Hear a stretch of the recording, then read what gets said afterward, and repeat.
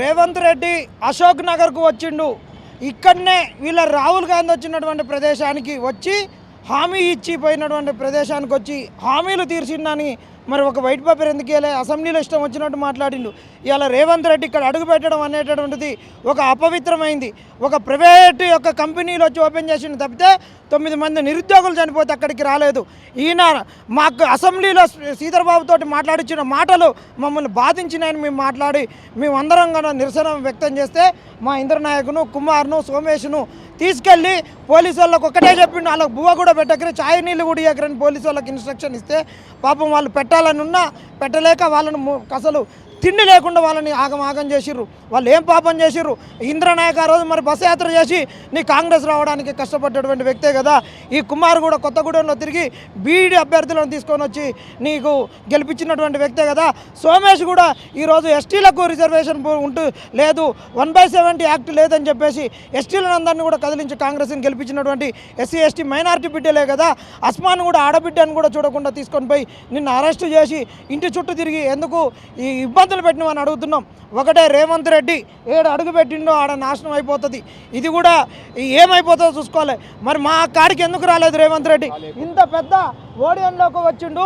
ఇది ఏమైనా government company లేకుంటే ఏమైనా ఫ్లైఓవరా లేకుంటే ఇంకేమైనా అభివృద్ధి కార్యక్రమమా? ఇంత నిరసన చోళల మధ్య ఇక్కడికి ఎందుకు వచ్చిండు? అందరూ చెప్తున్నారు ఈ కాంప్లెక్స్లో ఈయనకు ఒక ఫ్లోర్ ఇచ్చిర్రంట. మరి ఫ్లోర్ ఇచ్చిర్రు అనేది ఇక్కడ వాస్తవం అవుతున్నది.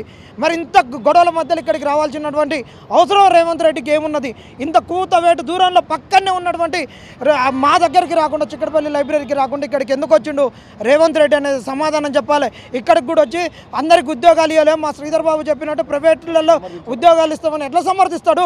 మేము కూడా అన్న 2 లక్షల ఉద్యోగాల గురించి మాట్లాడామంటే ప్రైవేట్ సెక్టార్లలో ఉద్యోగాలని ఎందుకు మాట్లాడతాడు? ఈయన ప్రైవేట్ సెక్టార్లలో ఇవ్వాలి, 2 లక్షల ఉద్యోగాలు ఇవ్వాలి. మేము చెప్పింది మాకు మళ్ళీ తిరగ చెప్తామేందా? మేము తాతకు దగ్గులు నేర్పుతున్నావా? నీ శ్రీధర్ బాబే కదా వచ్చి మా దగ్గర కూర్చుంటే 2 లక్షల ఉద్యోగాలు ఉన్నాయి, 30 లక్షల మంది ఓటీఆర్ ఉన్నది, అందరికీ లేదంటే ప్రైవేట్ సెక్టార్లలో స్థానిక రిజర్వేషన్ ఇద్దాం, ఖచ్చితంగా మనం మంచి కంపెనీలో తీసుకొద్దాం డేటా అని చెప్పినావు. ఈరోజు ఏం చేసినావు అని నిలదీస్తున్నావు. రేవంత్ రెడ్డి ఏడా మా జీవితాలను నాశనం చేసిన కాంగ్రెస్ మమ్మల్ని నాగం చేసింది. ఏదైతే కాంగ్రెస్ పార్టీ మాకు హామీ ఇచ్చింది 2 లక్షల ఉద్యోగాలు, అదేవిధంగా ఇలా సిగ్గు లేకుండా మళ్ళా సమర్థిస్తుండే శ్రీధర్ బాబుని. ఈయన పదవికి పడుతుందని చెప్పేసి మళ్ళీ ఆయనను సమర్థిస్తుండు. సిగ్గుండాలి రేవంత్ రెడ్డి గారికి. ఎందుకంటే ఎన్నికల గెలిచిన ప్రతి సభలో నిరుద్యోగుల వల్లనే గెలిచినని చెప్పిన ఈయన మళ్ళీ ఇవాళ శ్రీధర్ బాబును సమర్థించడం, ఆయన నవ్వడం ఎంత సిగ్గుమాలిన పని, ఎంత సిగ్గుమాలిన పని. ఎందుకంటే ఇవాళ నిరుద్యోగులు జేబుల రూపాయలు లేకుండా ఖాళీ కడుపులతో అశనోడు తిరుగుతుంటే దాదాపు 300 మీటర్లు ఇక్కడ నుంచి చిక్కడపల్లి లైబ్రరీ. ఆ రోజు రాహుల్ గాంధీని తీసుకొచ్చినావు, ప్రియాంక గాంధీని తీసుకొచ్చినావు. మరి నీకు రావడానికి నొప్పి ఏమైంది? వీళ్ళకంతే. వీళ్ళంతా బట్టే మాటలు ఎవ్వరు మాట్లాడు తెలంగాణ రాష్ట్రంలో. వీళ్ళు మాట్లాడేదే బూతు పురాణాలు. మళ్ళీ దాంట్లో మనం వెతుక్కోవాలి. అన్ని బూతులు మాట్లాడుతున్నారు. మాకు రావాల్సింది, మాకు ఇవ్వాల్సింది 2 లక్షల ఉద్యోగాలు జాబ్ కార్డు ఇవ్వకపోతే మాత్రం కాంగ్రెస్ పార్టీ రాబోయే ఎలక్షన్స్, ఏ ఎలక్షన్ అయినా సరే, జడ్పీటీసీ ఎంపీటీసీ ఎలక్షన్ అయినా ఏ ఎలక్షన్ అయినా సరే నిరుద్యోగులతో గట్టి పోటీని ఎదుర్కోవాల్సి వస్తుంది. కాంగ్రెస్ పార్టీ బలహీన పడుతుంది, ఆల్మోస్ట్ అయిపోతుంది. ఎందుకంటే మేము గెలిపించిన కాంగ్రెస్ పార్టీని ఇలా మీరే చెప్పారు కదా, మీ నిరుద్యోగులను గెలిచని మమ్మల్నే మోసం చేసిర్రు. చదువు వచ్చిన మమ్మల్నే మోసం చేస్తారు. ఇక చదువు రాని మా తల్లిదండ్రులు అయితే ఉత్తనే మోసం చేస్తారు వీళ్ళు. ఎందుకంటే 70,000 80,000 అని చెప్పి మాట మరి మీరు అంత ఇచ్చారు కదా, సన్మానిస్తూ ఉంది. చిక్కడపల్లి లైబ్రరీ రండి. ఎవరితో 70,000 80,000 మాట్లాడుతున్నారో మంత్రులందరికీ సన్మానిస్తాం, చిక్కడపల్లి లైబ్రరీ రండి. కాబట్టి వీళ్ళు చేసేది అంతా బూటగా మాటలు, అబద్ధాలు, ప్రచారాలు తప్ప ఇంకేం లేదు. 2 లక్షల ఉద్యోగాలతో పాటు జాబ్ కార్డు ఇవ్వకపోతే వీళ్ళకి భర్తం కాంగ్రెస్ పార్టీని ఓడగొడతాం. ఈ చిక్కడపల్లి ఏరియాలో ఇక్కడ చిక్కడపల్లి లైబ్రరీలో చదువుతున్న విద్యార్థులు, మేధావులు ఎంతోమంది తిరిగిన ప్లేస్ కాబట్టి ఈ ఏరియాలో ఈ షాపింగ్ కాంప్లెక్స్ని రేవంత్ రెడ్డి వచ్చి అపవిత్రం చేసినారు. కాబట్టి ఇలా మేము పసుపు నీళ్ళతోనూ గోమూత్రంతో శుద్ధి చేయడం జరిగింది. అందులో భాగంగా ఇవాళ ఇట్లాంటి కాంప్లెక్స్లని మాత్రం ఓపెనింగ్ చేయడానికి రావడానికి మీకు టైం దొరుకుతుందిలే, కానీ పక్కనున్న చిక్కడపల్లి లైబ్రరీకి ఓపెనింగ్ చేయడానికి టైం, కనీసం విద్యార్థులు కలవడానికి టైం దొరుకుతలేదా? ఇవాళ మీరు ఫుట్బాల్ ఆడడానికి 100 కోట్లు లాంటివి ఇట్లాంటి షాపింగ్ కాంప్లెక్స్ని ప్రారంభోత్సవానికి రేవంత్ రెడ్డికి టైం దొరుకుతుందిలే, కానీ ఇలా ప్రజల పాలనను, ప్రజల నిరుద్యోగుల కష్టాలను, విద్యార్థుల కష్టాలను, రైతుల కష్టాలను, ఇలా సబ్బండ వర్గాల కష్టాలను కూడా చూడడానికి టైం దొరుకుతలేదా? ఇట్లాంటి షాపింగ్ కాంప్లెక్స్ ఓపెనింగ్కి వచ్చి ఇలా ఎంతోమందిని ఇబ్బంది పెట్టి నిరుద్యోగులను ఇబ్బంది పెట్టి ఇట్లాంటి పనులు చేస్తూ ఉన్నారులే కానీ అభివృద్ధి పైన రేవంత్ రెడ్డికి ఎటువంటి చిత్తశుద్ధి లేదనేది అర్థమవుతా ఉన్నది. అదేవిధంగా ఇవాళ రేవంత్ రెడ్డి 2 లక్షల ఉద్యోగాలు ఇస్తా అని చెప్పేసి నోటిఫికేషన్ ఇస్తా అని చెప్పేసి చెప్పిర్రు. 2 లక్షల ఉద్యోగాల తర్వాత మొన్న ఉస్మానియా యూనివర్సిటీ వేదికగా 40,000 ఉద్యోగాలు ఇస్తామని చెప్పేసి మాటిచ్చిర్రు. మళ్ళీ రెండోసారి వచ్చేలోగా మీకు డిసెంబర్లోగా వచ్చేస్తాం మేము ఇస్తామన్నారు. మరి రెండోసారి కూడా నువ్వు ఉస్మానియా యూనివర్సిటీకి వచ్చినావు, నువ్వు ఎక్కడ నోటిఫికేషన్ ఇచ్చినావు అని అడుగుతా ఉన్నావు.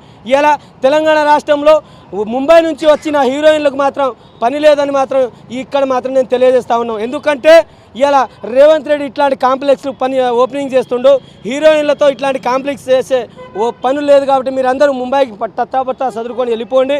మా రేవంత్ రెడ్డి ఏ షాపింగ్ కాంప్లెక్స్ అయినా ఏదైనా బరాబర్ ఓపెన్ చేయడానికి సిద్ధంగా ఉన్నారు. మీతో అవసరం లేదమ్మా, ఒక్క హీరోయిన్లు కూడా మాకు అవసరం లేదు. మాకు ఆ విధంగా మీకు ఇచ్చే పైసలు మొత్తం మా రేవంత్ రెడ్డి మాకు సేవ చేస్తుండు.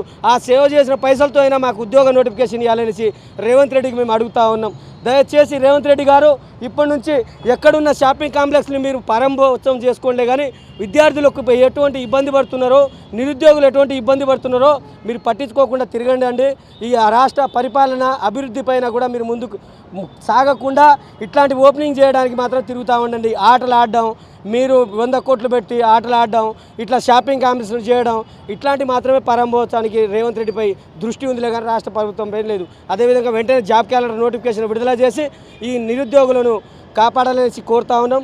లేకుంటే రాబోయే స్థానిక సంస్థల ఎన్నికల్లో బరాబర్ రేవంత్ రెడ్డికి గట్టి బుద్ధి చెప్తామనేసి తెలియజేస్తా ఉన్నా. ఎందుకంటే ఇంకో విధంగా ముఖ్యంగా ఇంకా అందరికీ చెప్పడం కంటే ఇవాళ పచ్చిగడ్డి గేదెను వేస్తే బాగుండేది, మేము దున్నపోతుకి వేసినాం, అందుకనే మాకు పాలు రావట్లేదన్న విషయం కూడా మాకు స్పష్టంగా అర్థమవుతా ఉంది. కాబట్టి ఈ మా తెలంగాణ ప్రజలకు కూడా రాబోయే స్థానిక సంస్థల ఎన్నికల్లో పచ్చగడ్డి వేసే పాలిచ్చే బర్రెకు మాత్రమే ఓటేయాలని చెప్పేసి మేము ఇక్కడ తెలియజేస్తా ఉన్నాం. రోజు మన సీఎం రేవంత్ రెడ్డి గారు ప్రత్యేకంగా ఈ కాంప్లెక్స్ వచ్చి రీఓపెనింగ్ చేయడం జరిగింది. మరి ఇంత ఓపెన్ చేశారు కానీ మా 2 లక్షల ఉద్యోగాలు ఎందుకు మీరు ఫైల్ ఓపెన్ చేయడం లేదు? మరి నాకు చెప్పండి. మరి 2 లక్షల ఉద్యోగాలు ఎడిపోయినాయి, మరి జాబ్ క్యాలెండర్ ఎడిపోయింది.